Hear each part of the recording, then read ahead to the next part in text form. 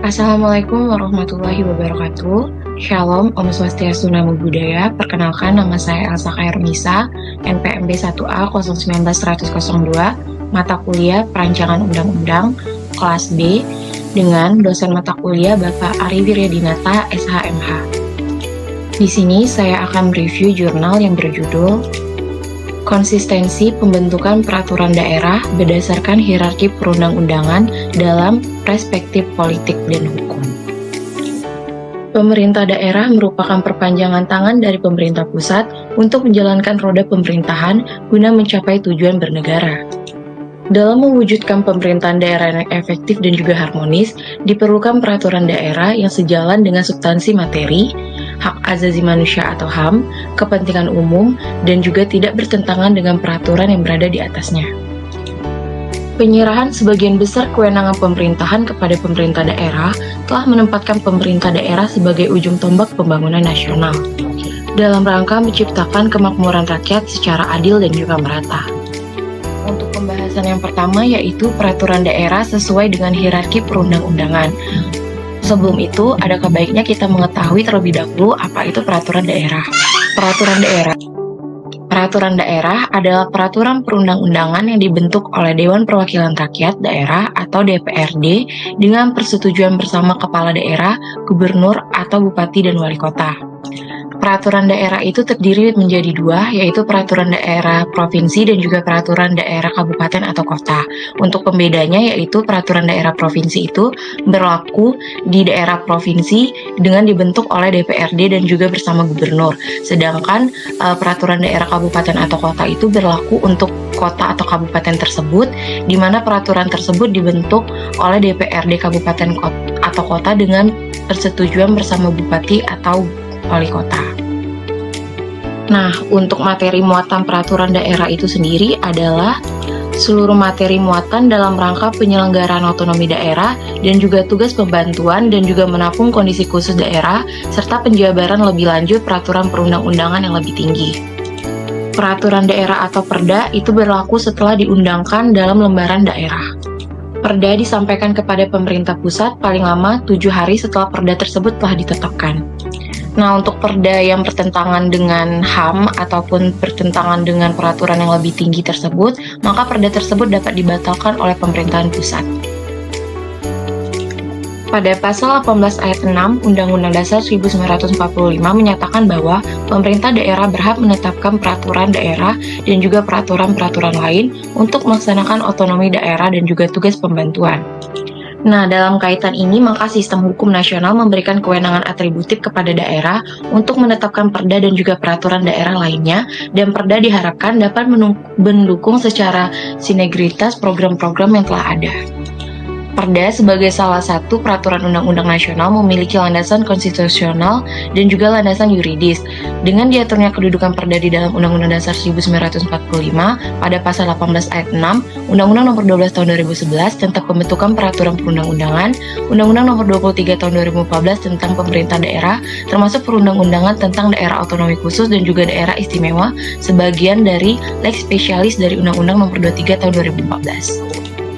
Selanjutnya, yaitu aspek pengaturan peraturan daerah mengenai kedudukan dan juga landasan hukum.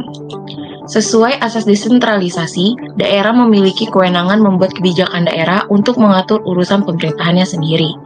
Maka, kewenangan daerah mencakup seluruh kewenangan dalam bidang pemerintahan, kecuali bidang politik luar negeri, pertahanan keamanan, justisi, moneter, dan juga fiskal nasional, dan agama yang diatur dalam ketentuan pasal 10 ayat 3 Undang-Undang Nomor 23 Tahun 2014 tentang pemerintahan daerah. Untuk menjelaskan urusan pemerintahan daerah sebagaimana dimaksud dalam peraturan pemerintah tersebut, maka pemerintah daerah memerlukan perangkat peraturan perundang-undangan.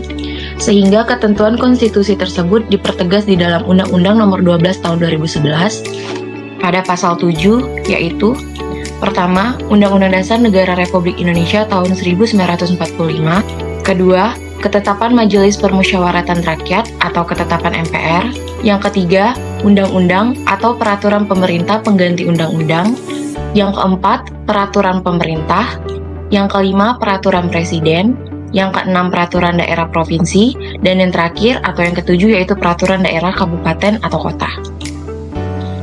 Berdasarkan hierarki yang terdapat pada pasal 7 Undang-Undang Nomor 12 Tahun 2011, maka peraturan yang lebih rendah tidak boleh bertentangan dengan peraturan yang lebih tinggi. Jadi, Perda itu mempunyai berbagai jenis fungsi, antara lain yaitu sebagai instrumen kebijakan di daerah untuk melakukan otonomi daerah dan juga tugas pembantuan, sebagaimana diamanatkan dalam Undang-Undang 1945 dan juga Undang-Undang Pemerintahan Daerah. Namun, pada dasarnya Perda tersebut tetaplah merupakan peraturan pelaksana dari peraturan perundang-undangan yang lebih tinggi. Nah, selain itu, Perda juga berfungsi sebagai instrumen kebijakan untuk penampung kekhususan dan juga keragaman daerah, serta sebagai sarana untuk menyalurkan aspirasi masyarakat di daerah. Namun, dalam pengaturannya tetap dalam koridor Negara Kesatuan Republik Indonesia yang berdasarkan pada Pancasila dan juga Undang-Undang Dasar 1945. Selanjutnya ada materi muatan Perda. Telah diatur dengan jelas di dalam Undang-Undang Nomor 12 Tahun 2011 dan juga Undang-Undang Nomor 22 Tahun 2014, Pasal 14 Undang-Undang Nomor 10 Tahun 2004 menyatakan bahwa materi muatan peraturan daerah provinsi dan juga peraturan daerah kabupaten adalah seluruh materi muatan dalam rangka penyelenggaraan otonomi daerah dan juga tugas pembantuan dan menampung kondisi khusus daerah serta penjabaran lebih lanjut peraturan perundang-undangan yang lebih tinggi. Harmonisasi dalam problematika pembentukan peraturan daerah. Berdasarkan data dari Kementerian Dalam Negeri, telah tercatat lebih dari 3.000 perda yang telah dibatalkan dan juga masih terdapat ribuan perda yang telah direkomendasikan untuk dievaluasi ulang. Perda-perda tersebut dibatalkan karena pada umumnya bertentangan dengan peraturan perundang-undangan yang lebih tinggi dan juga dinilai telah menimbulkan biaya ekonomi yang tinggi dan untuk dapat menghambat iklim investasi ataupun tidak berkesesuaian dengan hak asasi manusia dan juga tidak sesuai dengan landasan Pancasila. Sehingga perda dibatalkan dengan pertimbangan-pertimbangan yang dapat dikategorikan karena alasan teknis, yuridis, seperti dasar hukum pembentuk perda yang tidak tepat. Perda tersebut dibatalkan itu memiliki beberapa alasan, salah satunya yaitu bersifat substansial atau materi muatannya bertentangan dengan peraturan perundang-undangan yang lebih tinggi di atasnya, atau alasan yang dianggap bersifat prinsipil, misalnya mengandung unsur diskriminatif ataupun melanggar hak asasi manusia atau HAM. Beragamnya pertimbangan pembatalan perda, hingga saat ini belum terdapat kesesuaian data yang konkret mengenai faktor-faktor penyebab terjadinya disharmonisasi perda dengan peraturan perundang-undangan. Dan alasan yang kedua yaitu tidak adanya kerangka acuan yang jelas dalam membentuk perda. Yang ketiga, kurangnya pemahaman substansi dan juga nilai kebangsaan di kalangan penyusun perda mengenai teknik penyusunan peraturan daerah. Yang keempat, terdapat bentuk-bentuk hubungan komunikasi, konsultasi, klarifikasi, raperda antara instansi pemerintah dengan aparteker kaitan di daerah yang selama ini diterapkan yang kemungkinan masih kurang efektif menjadi perda yang ditolak. Selain alasan di atas, itu dapat menyebabkan bahwa kurangnya optimalisasi yang minim dari peran gubernur dalam membina dan juga mengawasi penyelenggaraan pemerintahan kabupaten atau kota, sehingga menjadikan perda tidak memiliki substansi yang jelas dan juga tidak sesuai dengan kemanfaatannya. Lantas, dengan berbagai macam alasan mengapa perda tersebut ditolak, bagaimana dengan solusinya? Dari jurnal yang telah saya baca, maka terdapat beberapa solusinya, yaitu harus dilakukannya pengharmonisasian peraturan perundang-undangan. Sebelum itu, ada baiknya untuk mengetahui terlebih dahulu harmonisasi peraturan perundang-undangan. Harmonisasi peraturan perundang-undangan adalah proses yang diarahkan untuk menuju keselarasan dan juga keserasian antara satu peraturan perundang-undangan dengan peraturan perundang-undangan lainnya, sehingga tidak terjadi tumpang tindih atau overlapping. Dalam kaitannya dengan sistem atau hierarki peraturan perundang-undangan sebagaimana yang telah dijelaskan sebelumnya, maka proses tersebut mencakup harmonisasi semua peraturan perundang-undangan termasuk perda, baik secara vertikal maupun secara horizontal. Sehingga diperlukannya model pengharmonisasian peraturan perundang-undangan di tingkat pusat dapat diadaptasikan dalam proses penyusunan perda dan juga dimungkinkan untuk dibuatkan payung hukumnya berdasarkan pada ketentuan pasal 59 Undang-Undang Nomor 12 Tahun 2011 dan juga harus diatur di dalam pengaturan pengharmonisasian bagi raperda diatur dalam Perpres tersebut agar selaras dengan pengaturan di DPRD dalam PP nomor 16 tahun 2010 dimaksud pada pasal 55. Proses harmonisasi tersebut memerlukan ketelitian, kecermatan, dan juga keakuratan dalam mengidentifikasikan peraturan perundang-undangan yang terkait, analisis norma-norma yang juga berlangsung di dalam masyarakat. Sehingga kesimpulannya yaitu pembentukan peraturan daerah itu mengalami peningkatan pesat sejak desentralisasi.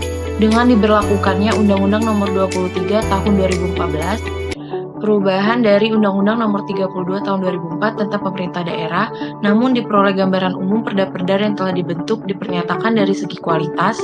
Pembatalan perda menunjukkan gejala bahwa proses harmonisasi peraturan pusat dan juga peraturan daerah yang tidak berjalan dengan baik, maka diperlukannya pengharmonisasian peraturan perundang-undangan. Nah, dalam rangka mengharmonisasi perda tersebut dan juga peraturan perundang-undangan, maka diharapkan kementerian terkait yang diberi tugas menangani peraturan daerah agar segera mendesain program dan juga kegiatan bertahap dan juga terencana, mulai dari kegiatan identifikasi permasalahan yang dihadapi masing-masing daerah, penentuan program penanganan, evaluasi dan juga monitoring perkembangan mengenai intensitas dan juga bobot penerapan di semua daerah. Peraturan daerah tersebut harus sesuai dengan aturan di atasnya dan tidak boleh bertentangan dengan Undang-Undang Negara Republik Indonesia tahun 1945 dan juga nilai dasar dari Pancasila. Itulah tadi review singkat saya mengenai jurnal yang berjudul Konsistensi Pembentukan Peraturan Daerah Berdasarkan Hierarki Peraturan Perundang-undangan dalam Perspektif Politik dan Hukum. Apabila banyak terdapat kesalahan dan juga salah dalam pengucapan, saya mohon maaf. Kepada Tuhan saya mohon ampun. Saya akhiri, wabillahi taufiq wal hidayah. Wassalamualaikum warahmatullahi wabarakatuh.